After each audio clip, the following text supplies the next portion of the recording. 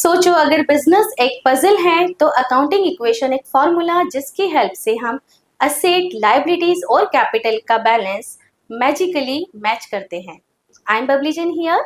We are starting new chapter, chapter number 4, recording of transactions part 1, and today's our topic is accounting equation. So let's begin today's class. See, accounting equation. Accounting equation it means accounts में balancing करना, balance करना। देखो आपको पता ही है कि dual entry system के through accounting होती है, मतलब हर चीज को हम दो जगह लिखते हैं, तो हमें क्या करने हैं, वो दोनों साइड इक्वली मैच करने होते हैं। ठीक है, बैलेंस करना होता है। Debit always equal with credit. ठीक है, डेबिट साइड हमेशा कैसे होगा, क्रेडिट के इक्वल होता है। क्लियर? तो यहाँ पे हम देखेंगे कि ये बैलेंसिंग हम करें कैसे। ये फॉर्मूलाज हमें हेल्प करते हैं अकाउंटिंग इक्वेशन के। So accounting equation shows the relationship between asset, liabilities and capital, because ये तीनों चीजें हैं जो किसी बिजनेस में होती हैं। ओके, बिजनेस में हम असेट यूज करते हैं जिससे हमें इन फ्यूचर प्रॉफिट अर्न करने में हेल्प मिलती है। साथ ही बिजनेस में कुछ लायबिलिटीज होती हैं, मीन्स जो हमें पे करना होता है। ओके, एंड कैपिटल जो बिजनेस स्टार्ट करने में ऑनर की तरफ से लगाई जाती है। तो इन चीजों को बैलेंसिंग करना अकाउंटिंग इक्वेशन हमें सिखाता है। Okay, so again I'm telling you what is accounting equation. Accounting equation, it means it is a formula which help us to find out the means and to solve the asset, liabilities and capital and how to balance these. ठीक है, ये question का solve मिलता है हमें, यहाँ पे solution मिलता है कि कैसे हम असेट को, लायबिलिटीज और कैपिटल को मैच करते हैं। देखो असेट का मतलब क्या होता है, asset it means what the business own. Business की जो खुद की है वो उसकी असेट कहलाती है, जो उसको प्रॉफिट अर्न करने में हेल्प करती हैं। ठीक है, earn profit with the help of asset. हम इन असेट का यूज करके प्रॉफिट अर्न करते हैं। देन लायबिलिटीज क्या होती है, liabilities means what the business obs, जो बिजनेस को मार्केट में पे करना है, जो हमें पे करना है वो क्या है, लायबिलिटीज है हमारी जो हमें पे करना रहेगी। ओके, कैपिटल, कैपिटल मतलब ऑनर की मनी जो उसने बिजनेस में लगाई है, इट मीन्स ऑनर्स इक्विटी। इसको ऑनर्स इक्विटी भी बोला जाता है। when we are starting business, so that time we have to introduce some money in our business. हम उस बिजनेस में कुछ पैसा लगाते हैं जिससे वो बिजनेस स्टार्ट होता है। तो ये भी क्या है, ऑनर की इक्विटी है, ऑनर ने बिजनेस में लगाया है।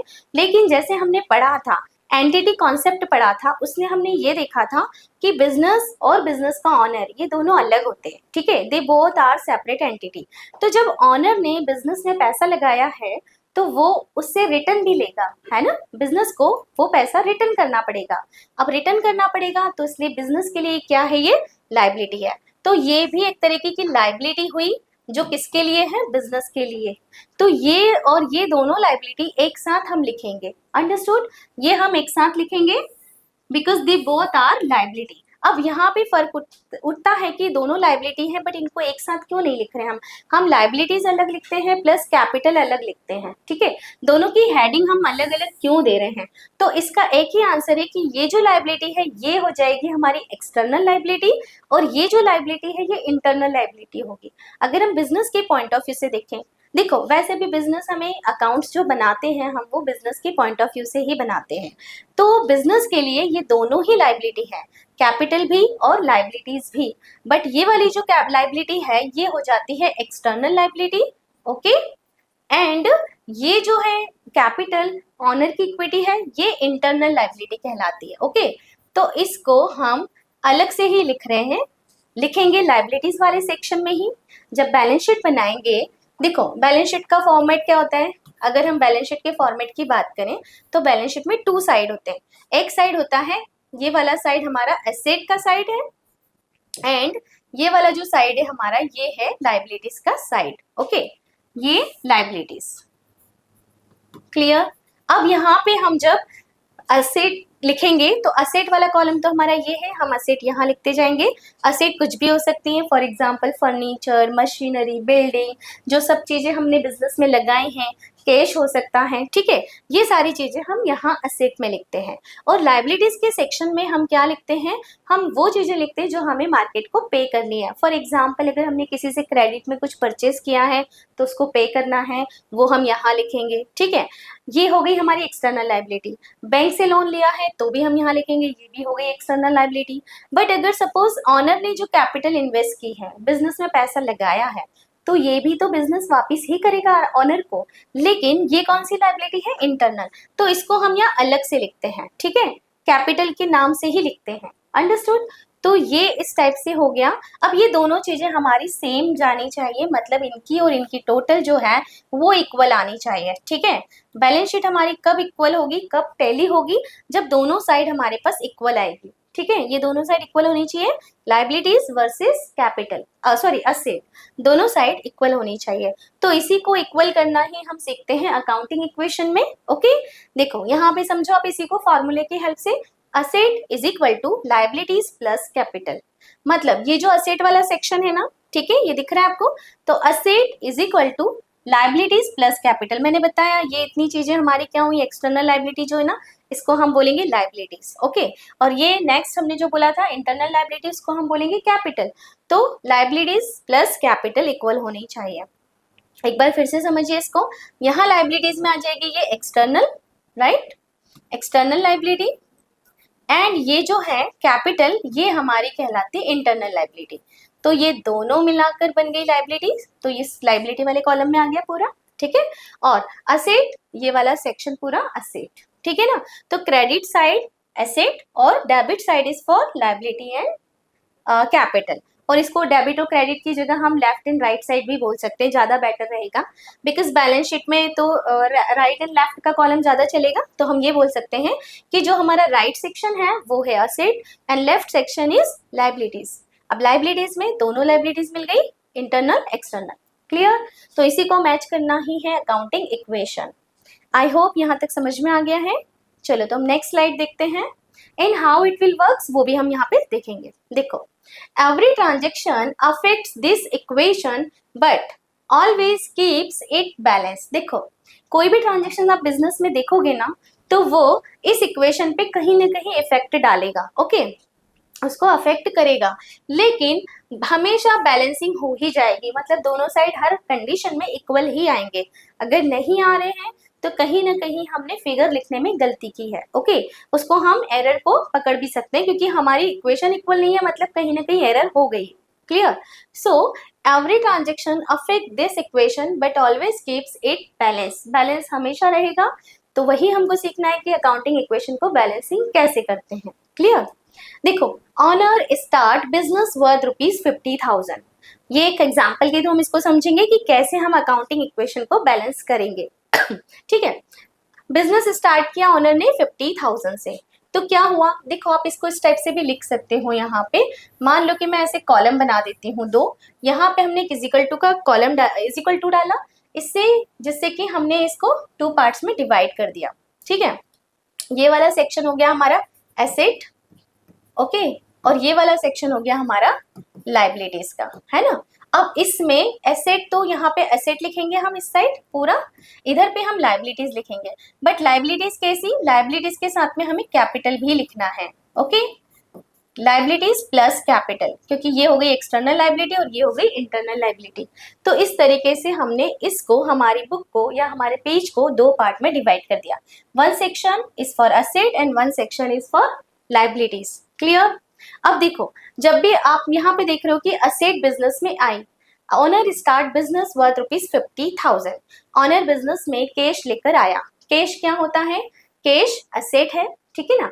तो कैश हम कहाँ लिखेंगे, यहाँ पे आप लिखिए कैश और यहाँ पे लिख दीजिए 50,000, ठीक। अब बिजनेस में कैश आया है, क्लियर। तो क्या होगा, ये दूसरे साइड में भी यहाँ पे 50,000 लिखना है, बट हम कहाँ लिखेंगे, एक्चुअली जैसे ही ऑनर कैश लेकर आया, बिजनेस की लाइबिलिटी बनेगी कि बिजनेस इस कैश को रिटर्न करे, है ना, उसमें प्रॉफिट इंक्रीज करके उसको रिटर्न करेगा। तो ये एक्चुअली ऑनर की इक्विटी है, इसको हम कैपिटल की तरह लिखेंगे। तो हम मानेंगे कि बिजनेस में कैपिटल आई है 50,000, ओके, ये हमने 50,000 यहाँ पे लिख दिया कैपिटल के सेक्शन में। तो जैसे ही कैश के रूप में आया, उसको हमने कैपिटल के रूप में भी शो कर दिया बैलेंस शीट में। हमारे दोनों साइड इक्वल हो गए। क्लियर। अब नेक्स्ट इक्वेशन क्या हो गई, ये देखो यहाँ पे ये बैलेंसिंग हो गई। 50,000 हमने लिखा कैश में, यहाँ पे 50,000 हमने लिखा कैपिटल में। अभी लाइबिलिटीज एक्सटर्नल कुछ नहीं तो हम यहाँ पे 0 लिख सकते हैं। ठीक है, ये हमारी अकाउंटिंग इक्वेशन यहाँ पे इक्वल आ गई। इस सेक्शन में 50,000 और इस साइड में भी 50,000। ठीक है, ये इक्वेशन बैलेंसिंग हो गई। Next, purchase goods for ₹20,000 on credit. देखो गुड्स परचेज किया है, अब गुड्स परचेज किया बट हमारा कैश कम नहीं हो रहा है ना, हमने क्रेडिट में परचेज किया है। ठीक, तो गुड्स आया बिजनेस में, तो हम क्या करेंगे, देखो गुड्स हमारा बिजनेस में आया तो यहाँ पे हमारी एसेट बढ़ गई, हम यहाँ पे लिख देंगे इसको 20,000 गुड्स के रूप में। ठीक है ना, यहाँ पे आप लिख भी दो गुड्स यानी कि परचेस लिख सकते हो आप इसको हेडिंग में। ठीक, ये 20,000 का गुड्स आया। अब साथ में क्या हुआ, क्रेडिट में लिया है। ठीक है ना, तो क्रेडिट में लिया तो हमारी लाइबिलिटी बढ़ गई। लाइबिलिटी कौन सी बढ़ गई, एक्सटर्नल लाइबिलिटी, तो हम यहाँ लिख देंगे क्रेडिटर्स। ठीक है, हमने यहाँ लिखा क्रेडिटर्स, ये 20,000 हमने इधर भी लिखा। आप देख रहे हो हर ट्रांजेक्शन हम दो जगह रिकॉर्ड कर रहे हैं। कैश आया था तो भी हमने कैपिटल के रूप में शो किया था, यहाँ पे अब गुड्स खरीदा है हमने एसेट इंक्रीज कर दी, क्योंकि गुड्स आया मतलब हमारी एसेट इंक्रीज हो गई। ठीक है, साथ ही हमारी लाइबिलिटीज भी इंक्रीज हुई। क्यों, बिकॉज अभी हमने पेमेंट नहीं किया, तो हम यहाँ पे लाइबिलिटीज में क्रेडिटर्स के रूप में इसको शो कर देंगे। ओके, अब यहाँ पे फिर से हमारी अकाउंटिंग इक्वेशन बैलेंसिंग हो गई। देखो इधर भी 20,000 प्लस 50 मतलब कितना हो गया, 70,000 इस साइड हो गया एंड 70,000 इस साइड भी हो जाएगा। अंडरस्टूड। देखो बैलेंसिंग हो गई, 50 प्लस 20 70, 50 प्लस 20 70, सो ये बैलेंस हो गई। अब नेक्स्ट ट्रांजेक्शन क्या है, pays 5,000 rupees to creditors.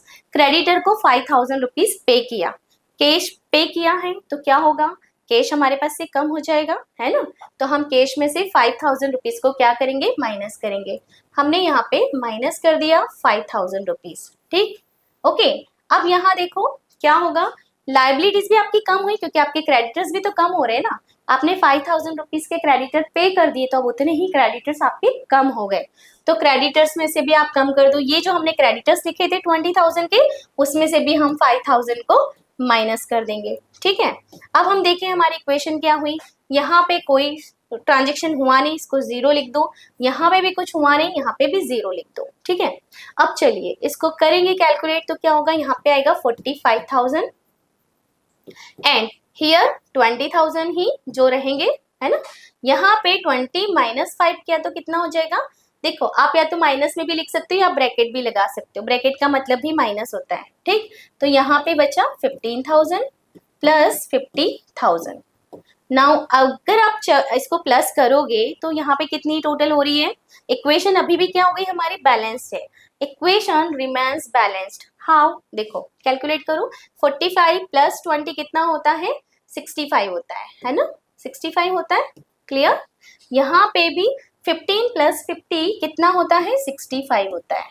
Right, तो ये हमारी इक्वेशन अभी भी क्या हो गई, बैलेंसिंग हो गई। मतलब हम देख रहे हैं कि अगर हम कुछ खरीद रहे हैं, बेच रहे हैं, किसी को पेमेंट कर रहे हैं, तो उन सब चीजों से हमारा ट्रांजेक्शन इफेक्ट तो पड़ रहा है उस पर, लेकिन दोनों साइड पड़ रहा है। असेट अगर बढ़ती है तो लाइबिलिटीज कम हो जाती है, लाइबिलिटीज बढ़ती है तो असेट कम हो जाती है, या फिर अगर असेट ही बढ़ती है तो असेट में से कुछ कम भी हो जाती है ना। मतलब ट्रांजेक्शन्स इक्वल ही रहेंगे, आपकी जो इक्वेशन है वो हमेशा बैलेंस्ड रहेगी। आई होप यहाँ तक समझ में आ गया होगा। तो इसी वजह से एक बार फिर से देखो, every transactions affect this equation but always keeps it balance. हमेशा क्या हो रही है, बैलेंस्ड हो रही है। ट्रांजेक्शंस हुए, उनका इफेक्ट भी पड़ा, बट हमारी इक्वेशन जो थी वो अल्टीमेटली बैलेंस्ड हो गई। आई होप यहाँ तक समझ में आ गया। चलिए, so now what is debit and credit. देखो अभी हम बार बार बात कर रहे थे कि दो साइड होते हैं, दो साइड होते हैं, तो वो दो साइड कौन से होते हैं, जो लेफ्ट हैंड साइड था वो होता है डेबिट और जो राइट हैंड साइड होता है वो होता है क्रेडिट। ओके, यहाँ देखिए फिर से, हम जब भी हमारे अकाउंट्स बनाएंगे तो ये टी शेप का अकाउंटिंग फॉर्मेट हम फॉलो करते हैं। इस टी शेप अकाउंटिंग में जो हमारा डेबिट साइड होता है इसको हम बोलते हैं, मतलब जो लेफ्ट हैंड साइड होता है इसको हम बोलते हैं डेबिट, और ये जो राइट हैंड साइड होता है इस साइड वाला, इसको हम बोलते हैं क्रेडिट। ठीक है। तो ये दो साइड होते हैं, debit and credit. In short आप ऐसे लिखोगे DR प्लस इधर CR लिखोगे, है ना। This is based on the double entry system. ये दो साइड हमने क्यों यूज किए हैं, बिकॉज हमारा जो कॉन्सेप्ट है वो क्या है, डबल एंट्री सिस्टम। हम किसको फॉलो करते हैं, डबल एंट्री सिस्टम को। तो डबल एंट्री सिस्टम एक साइंटिफिक अकाउंटिंग मेथड है जो हमें ये बताती है कि हर ट्रांजेक्शन्स के दो जगह पे उसके इम्पैक्ट पड़ते हैं, इसीलिए हमें उनको दो जगह पे रिकॉर्ड करना है। For every debit there must be a credit. इसी चीज को एक बार और एक्सप्लेन करती हूँ मैं। देखो कैसे, मान लो कि एक बायर है, ठीक है ना, वन इज बायर। अगर कोई बायर है तो सामने वाला क्या होना चाहिए उसके लिए, सेलर। बायर कब बाय कर पाएगा कोई भी सामान, जब सामने सेल करने वाला सेलर होगा, है ना। तो दो हो गए, दो पर्सन हो गए जिनके बीच में रिलेशन होगा, एक खरीदेगा तो दूसरा बेचने वाला होगा, ठीक है। अगर मान लो हम किसी गुड्स की बात करें, किसी वस्तु की बात करें, तो हम ये बोलेंगे कि अगर हमने मान लो कुछ खरीदा है, यानी कि बिजनेस में हमारे पास कुछ आया तो हमारे पास से कुछ जाएगा भी। फॉर एग्जाम्पल, अगर हमने गुड्स खरीदा है ना, हमने गुड्स परचेस किया है, तो बदले में हम क्या देंगे, कैश देना पड़ेगा। तो आप देख रहे हो हर जगह दो ट्रांजेक्शन इफेक्ट पड़ रहा है ना, दो जगह पे इफेक्ट पड़ रहा है। इसी टाइप से अगर हम देखें कि बिजनेस में इनकम हो रही है, तो अगर हमें इनकम हो रही है तो किसी को तो एक्सपेंसेस करना ही पड़ रहा होगा जब भी हमें इनकम हुई है ना।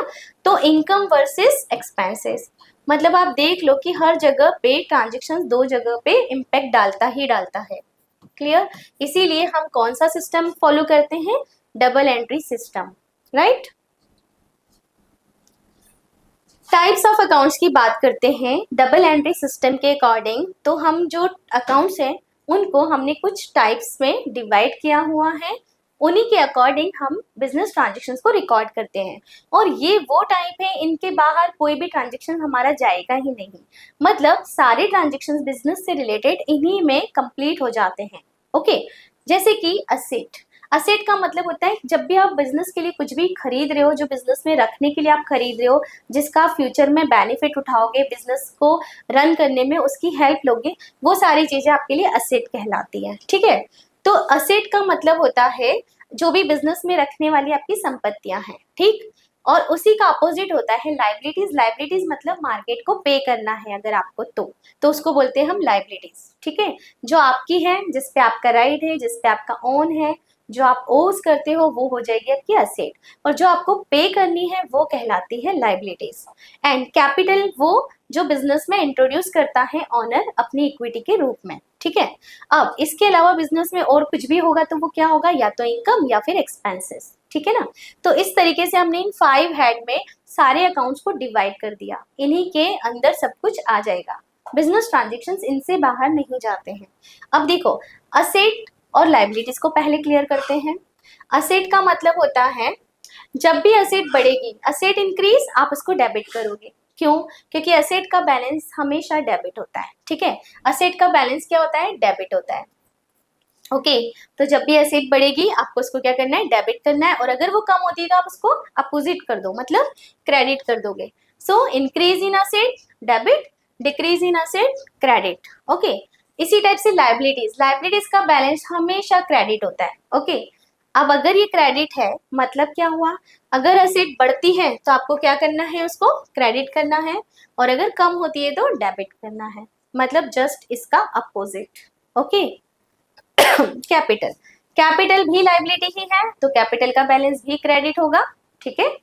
कैपिटल का बैलेंस क्रेडिट होता है तो again same rule, decrease in capital debit, increase in capital credit. मतलब जिसका जो बैलेंस है, जिसका जो भी पर्टिकुलर बैलेंस होता है, मतलब हम मान लें कि इनका बैलेंस होता ही यही है। असेट का बैलेंस हमेशा डेबिट होता है, ठीक है ना, डेबिट होता है। तो जैसे ये बढ़ेगी आप प्लस कर लेना, डेबिट कर लेना, और अगर ये कम होती है आप इसको माइनस करोगे या फिर क्रेडिट करोगे, ठीक। इसी टाइप से लाइबिलिटीज। लाइबिलिटीज का बैलेंस क्या होता है, क्रेडिट होता है। तो जैसे ही लाइबिलिटीज इंक्रीज होगी, मैं आपको इस तरीके से समझाती हूँ इसको कि अगर लाइबिलिटीज इंक्रीज हो रही है, ठीक है, one more time I am explaining this. Asset increase debit, okay, asset बढ़ गई हमने डेबिट कर लिया, असेट कम हो गई हमने इसको क्रेडिट कर लिया, right. Increase in asset debit and decrease in asset credit. Clear, समझ में आ गया। असेट बढ़ गई डेबिट करो, असेट कम हो गई क्रेडिट करना है। ओके, देन लाइबिलिटीज, लाइबिलिटीज वापस से वही, अगर लाइबिलिटीज देखो, लाइबिलिटीज का बैलेंस क्या होता है, मैं बैलेंस भी लिख देती हूँ यहाँ पे, डेबिट बैलेंस है ना, लाइबिलिटीज का बैलेंस क्रेडिट होता है। ठीक, तो जैसे ही लाइबिलिटीज अगर डिक्रीज हो रही होती है तो हमें क्या करना होता है, डेबिट करना होता है। ठीक है, और अगर इंक्रीज होती है तो हमें क्रेडिट करना होता है, क्योंकि उसका बैलेंस ही क्रेडिट है, तो बढ़ेगी तो क्रेडिट, कम होगी तो हम डेबिट करेंगे। ठीक है, अपोजिट जा रहे हैं एरोस, आप ध्यान से देखो। ठीक, नाउ कैपिटल, कैपिटल का बैलेंस भी क्रेडिट ही होता है बाय डिफॉल्ट, ये बाय डिफॉल्ट होते ही हैं बैलेंस, है ना, इनके बेसिस पे हम आगे कंटिन्यू करेंगे। तो देखो कैपिटल भी अगेन वही डिक्रीज, अगर कैपिटल कम होती है तो हम उसको डेबिट करेंगे, अगर वो बढ़ती है तो हम उसको क्रेडिट करेंगे। अब ये कैसे बढ़ती और घटती मैं आपको बता देती हूँ। देखो मान लो कि कैपिटल 50,000 हमने लगाई बिजनेस में, अब उस 50,000 में से हमने मान लो कि 10,000 निकाल लिया ड्राइंग के रूप में पर्सनल यूज के लिए, तो हम क्या करेंगे, उसको डेबिट कर देंगे कैपिटल को। ठीक है, और अगर मान लो हमने एडिशनल कैपिटल लगा दी तो हम उसको क्रेडिट कर देंगे क्योंकि कैपिटल बढ़ गई। क्लियर।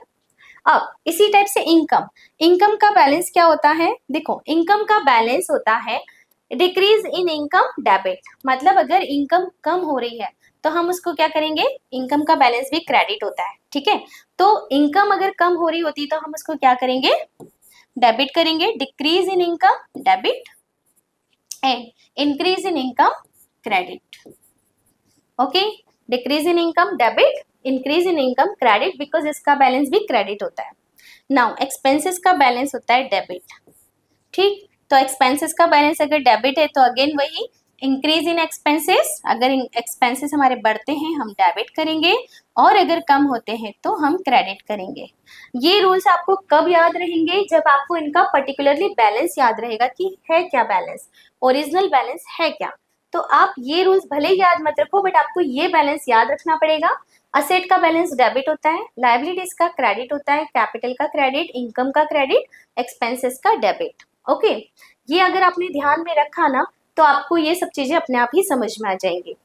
इसको याद रखने का एक और तरीका है, देखो CLEAR, ओके, CLEAR मैंने यहाँ पे क्लियर लिखा है, क्लियर है ना, उसकी स्पेलिंग लिखी हुई है। अब आप यहाँ देखो, C इट मीन्स कैपिटल, ठीक है, C it means capital, L for liabilities, right, E for expenses, A for asset and R for revenue. Revenue means income, है ना, इनकम को revenue भी बोला जाता है, राइट। तो अब आपको ये लिख लिया आपने, अब आप यहाँ पे देखो किसका बैलेंस क्या होता है, तो ध्यान में रख लो, C इसका बैलेंस डेबिट, लाइबिलिटीज भी डेबिट, ओके, एंड जो हमारी रेवेन्यू है इसका बैलेंस भी डेबिट, ये तीन डेबिट, और ये दोनों जो है E प्लस A ये होते हैं, इनका बैलेंस होता है सॉरी कैपिटल का balance, wait one more time I am writing here now, C for capital, L for liabilities, E for expenses, A for asset and R for revenue और income। ठीक है, अब C कैपिटल, कैपिटल का balance होता है credit, liabilities का balance credit, साथ ही revenue, revenue यानी इनकम, इसका भी बैलेंस होता है क्रेडिट। अब ये जो दो हैं E एंड A, इनका बैलेंस होता है डेबिट। ठीक है, बस ये डेबिट क्रेडिट अगर आपने क्लियर कर लिया तो आपको ये रूल्स अपने आप याद रह जाएंगे कि हमको कैसे करना है। और ये जो रूल है ना, ये मॉडर्न मेथड के अकॉर्डिंग ये वाले रूल्स चलते हैं, it means modern approach. Modern approach जो है अकाउंटिंग की, वो इन रूल्स के बारे में इसी टाइप से बात करती है कि डेबिट और क्रेडिट, बस दो चीजें ध्यान रखो, जो चीजें डेबिट हो रही है उनको आपने, जैसे कि असेट डेबिट है, उसका बैलेंस ही डेबिट है, तो वो अगर इंक्रीज हो रही है तो आपको डेबिट करना है, और डिक्रीज हो रही है तो क्रेडिट कर देना है। ठीक है, लाइबिलिटीज का बैलेंस क्रेडिट होता है, अगर वो बढ़ रही है तो आप क्रेडिट करोगे, और कम हो रही है तो आप डेबिट करोगे। कैपिटल का बैलेंस भी क्रेडिट होता है, अगर वो बढ़ रही होती है तो आपको क्रेडिट करना है, और अगर कम होती है तो आपको डेबिट करना है। ठीक, इनकम का बैलेंस क्रेडिट होता है, अगर वो इंक्रीज होती है तो आपको क्रेडिट करना है, और कम होती है तो डिक्रीज हो रही है तो आपको डेबिट करना है। ठीक है, इसी टाइप से एक्सपेंसेस या लॉस का जो बैलेंस होता है वो डेबिट होता है, तो आपको क्या करना है, अगर वो डिक्रीज हो रहे हैं तो क्रेडिट कर दो, और इंक्रीज हो रहे हैं तो डेबिट कर दो। मतलब ये वाले रूल आप तब याद रखोगे जब आपको इनका ओरिजिनल बैलेंस पता होगा। तो ये ओरिजिनल बैलेंस आप याद रख लेना, ठीक है। इस तरीके से ट्रिक के थ्रू आप याद रख सकते हो। तो ये है टाइप्स ऑफ अकाउंट्स जिनको हम मॉडर्न एवरेज के थ्रू इस तरीके से समझ सकते हैं, और ये हमें हेल्प करेंगे जर्नल एंट्रीज लिखने में, ठीक है। इनके थ्रू हम जर्नल एंट्रीज लिखेंगे। जब तक इक्वेशन बैलेंस है, अकाउंट्स परफेक्ट है, तो आप भी समझ सकते हैं हर एंट्री के पीछे के लॉजिक को इजीली। आपको ये वीडियो पसंद आया हो तो जुड़िए फ्यूके एजुकेशन ऐप के साथ इन्हीं टॉपिक्स को डिटेल में पढ़ने के लिए। Thank you.